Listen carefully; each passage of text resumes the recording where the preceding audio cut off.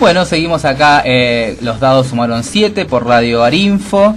Y si tengo, Martín, ¿está la comunicación ya? Bueno, creo que ya tenemos la comunicación. En este momento estamos en el aire con Mauricio Cartún, dramaturgo, director teatral, docente. Mauricio, ¿me estás escuchando? Te habla Charly Zárate. Estoy. Hola, buenas tardes, ¿cómo les va? Hola, buenas tardes. Mauricio, muchas gracias por poder tener esta entrevista con vos. La verdad que hay una admiración y un respeto de mi parte muy grande hace mucho tiempo. Y bueno, y que me hayas conseguido, aunque sea de tener unos minutos para hablar con vos y cerrar nuestro programa, es un gran honor para nosotros. Bueno, muchas gracias por el concepto. Quería hablar con algunos temitas que para mí son muy interesantes porque vos sos un gran referente sobre esto, y me gustaría empezar sobre el tema de la identidad estética. Yo hace poco estaba leyendo una entrevista tuya donde vos decías que llegás al hueso en el mordisco el día que te animás a entrarle al churrasco de tu identidad. Bueno, leído así un día antes de empezar un año nuevo y por la radio suena un poquito tontoso, pero no, bueno, en realidad yo lo que seguramente quería decir allí es que uno cuando empieza a escribir, cuando empieza a hacer teatro, digo, cualquiera de estas actividades, en general trabaja sobre modelos instalados, digo, trabaja sobre modelos que uno admira, sí, sobre tono, formas, digo, trabaja mucho sobre lo ajeno. Sí. A mí me parece que lo ajeno es siempre el gran andador con el que uno empieza a trabajar en cualquiera de los ámbitos del teatro, digo, en la escritura, en la dirección, en la actuación, siempre está el modelo del otro. Ahora, el trabajo del artista, justamente, el desafío del artista es desmarcarse. Exactamente. Esa acción de desmarcarse, de salir de la marca, del territorio que ya está conocido, sí, y crear un territorio nuevo, no tiene camino más fácil, más sencillo, más espontáneo y de mejor energía que conectarse con la propia identidad. Cuando uno piensa en algo nuevo, en realidad el único lugar de donde puede salir es de adentro de uno. Sí. Eso es lo que yo decía en relación a la identidad. Hay un momento donde uno entra en contacto profundo y placentero con la propia identidad, y lo que empieza a producir tiene que ver con eso. Ese es el momento en el que desaparecen esas otras marcas y es uno el que puede crear marcas nuevas, ¿no? Bueno, a eso me refería en esa otra frase. Exactamente. Bueno, y hace un par de años vos también decías que como autor eras, digamos que no eras un director, sino que eras un autor que se animaba a dirigir. Eso ha cambiado ya con tus últimas obras que las estás dirigiendo vos. ¿Cómo convive hoy ese dramaturgo y ese director? Mira, en realidad yo sigo siendo un autor que dirige.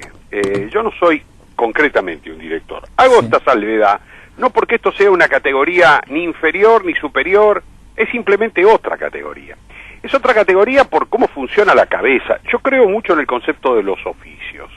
Creo y admiro a los oficios. Qué sé yo, la semana pasada me pasé una tarde placentera observando trabajar a un carpintero. Sí. El oficio, la solvencia.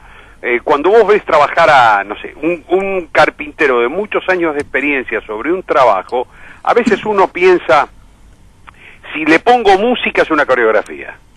Es de una perfección, de un ahorro de energías, de una limpieza. Ese es el oficio. El oficio es la capacidad para resolver de manera fluyente la dificultad que plantea el trabajo. Es decir, vos no tenés que pensar, piensa el oficio. Sí. Cuando yo me pongo a dirigir, no piensa el director, piensa el autor y tengo que hacer conversión de norma. Entonces yo me sigo imaginando a mí mismo, me sigo pensando a mí mismo como un autor que dirige. ¿Por qué? Porque mi oficio está en mi cabeza.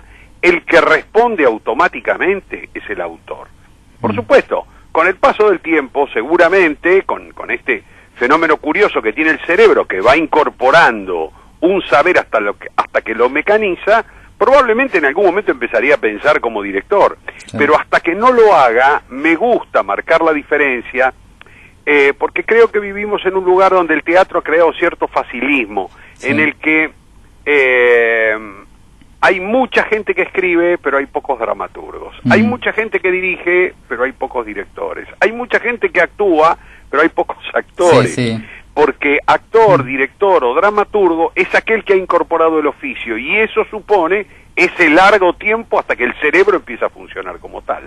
¿Y vos creés que el paradigma ese mutó bastante en el último tiempo? Porque bueno, también vos contabas en otras entrevistas que cuando vos empezaste a escribir, a estudiar dramaturgia, a hacer cursos, siempre te planteaban como teoría que ya venía de generación en generación, que bueno, eso mismo, que el dramaturgo no debería dirigir su propia obra, sino tendría que llamar a otro, porque bueno, es como que no era algo loable quizás para la obra, porque se perdía el tono y demás. O sea, hoy que hay muchos chicos jóvenes que actúan, dirigen, escriben sus propias obras, digamos, están triplicando la apuesta tuya, que vos sos dramaturgo y director, todavía no sos actor.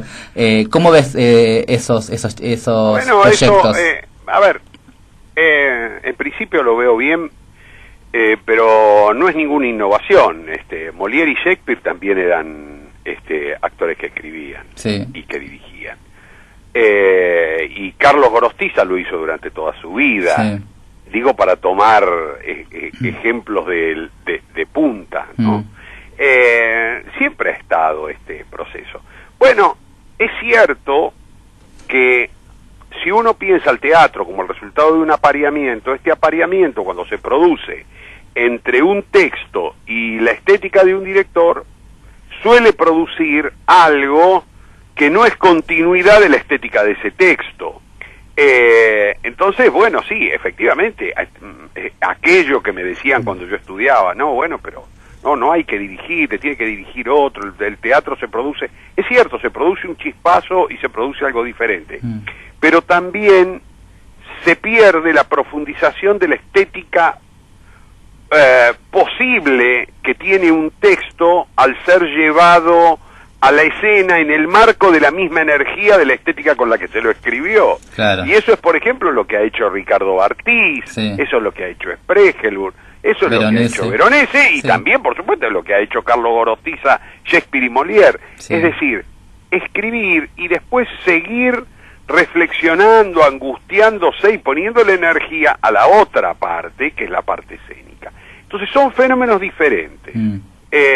Por supuesto, si vos sos un perro dirigiendo, y la vas a cagar, que si vas a agarrar un texto tuyo y lo vas a allanar o lo vas a, no vas a saber dirigir a los actores no sé, van a estar en tonos diferentes o no van a poder profundizar en su personaje. Es cierto que eso requiere de un conocimiento, no se trata simplemente de que con el conocimiento de dramaturgo dirigís, pero yo creo mucho en el teatrista, en ese personaje que se hace a todos los oficios, que se va haciendo a todos los oficios, Claro, del teatro, claro.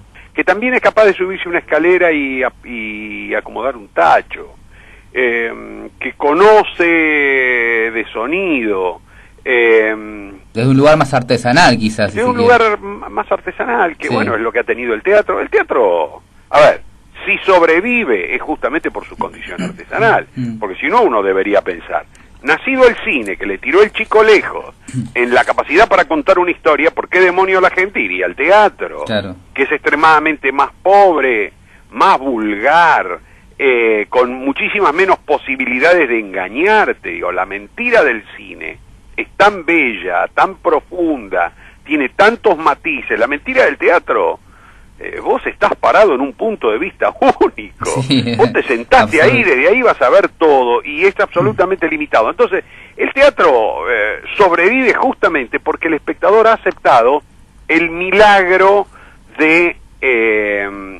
la construcción artesanal frente a sus ojos. Esto que a veces se pierde de vista, y entonces se quiere hacer teatro como si fuera cine, se quieren conseguir otras cosas en el teatro, y lo que no se comprende es que lo que verdaderamente fascina al espectador es este fenómeno de lo artesanal creado cada vez frente a sus ojos.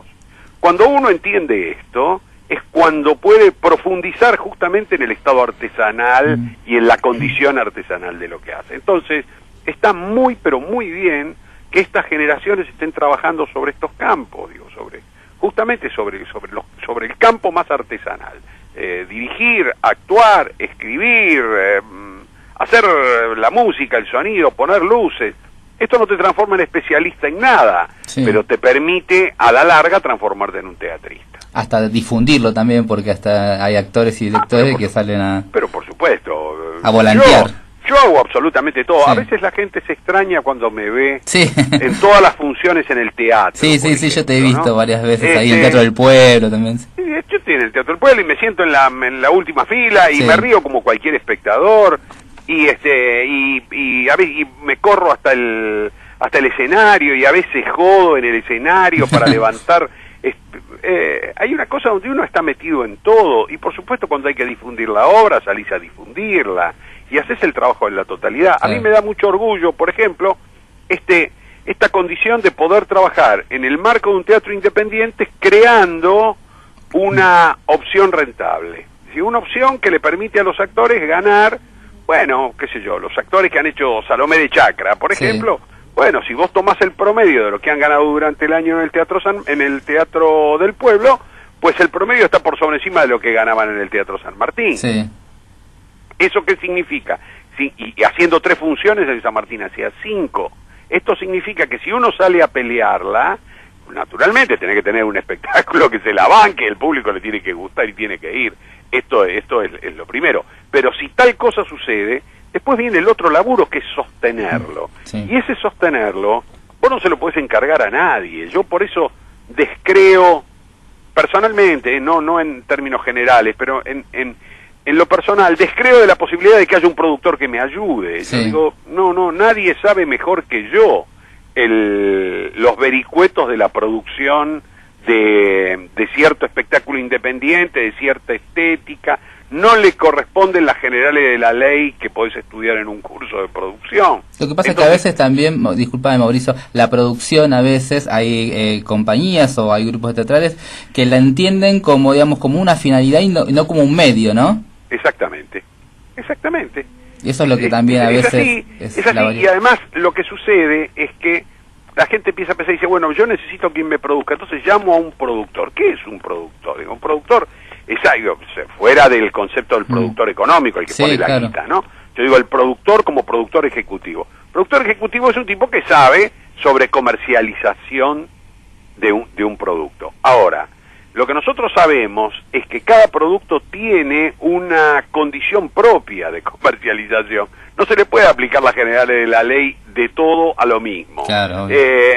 Un productor que venga y quiera hacer con mis obras lo que haría con una obra de Veronese va a fracasar, porque el eje de la producción, los espectáculos de Veronese son las giras internacionales y el teatro que yo hago, desde el día que me siento a escribirlo, está fuera de mi imagen la posibilidad de un espectador extranjero. Entonces, no se podría aplicar eso al mío. Claro, de la misma manera que no se le podría aplicar lo mío al de Veronese. Bueno, ahí es donde el concepto de producción muchas veces falla. Por eso digo, creo que en otros casos puede servir, pero en muchos otros está condenado simplemente al fracaso, porque a veces, cuando esto se da, el mejor productor, naturalmente, es el artista. Seguro.